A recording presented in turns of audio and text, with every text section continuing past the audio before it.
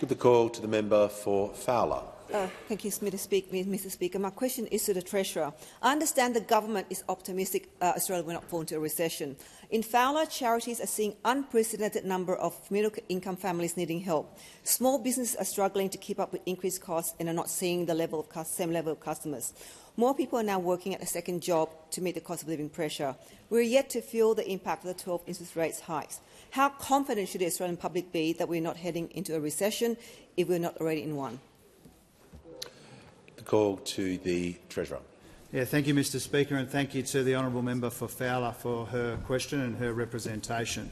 It is not currently the expectation of the Treasury or the Reserve Bank or a number of other credible institutions and forecasters that Australia will go down that path. But what we've tried to do on this side of the House, Mr. Speaker, is to be upfront about the challenges that we do confront in our economy. And we said in the budget, before that and after that, that we do expect the Australian economy to slow considerably. This is the inevitable consequence of the interest rate rises which began before the election and continued after, and also the substantial slowdown in the global economy.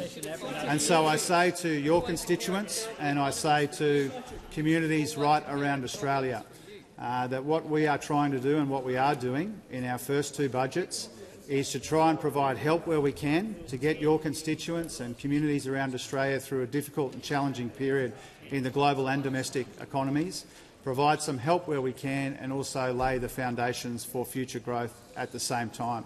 Now, one of the ways that we do that is to make sure that we get the budget in much better nick so that we can afford to help people and so that we can invest, whether it's in energy or technology or skills and capacities of our people, to invest meaningfully in the future so that we can weather the storm which is coming at us from around the world at the same time as we lay the foundations for a better future and a stronger economy as well. Now, one of the reasons that we're able to do that, Mr. Speaker, which would be completely unrecognisable to those opposite, is we've worked out over two budgets how do we try and get genuine value for money from these investments. And that means winding back on the waste and rorts which defined their economic mismanagement on that side of the House for too long. One of the big reasons why we had this wasted decade in our economy and one of the reasons why we inherited $1 trillion of debt with nowhere near enough to show for it.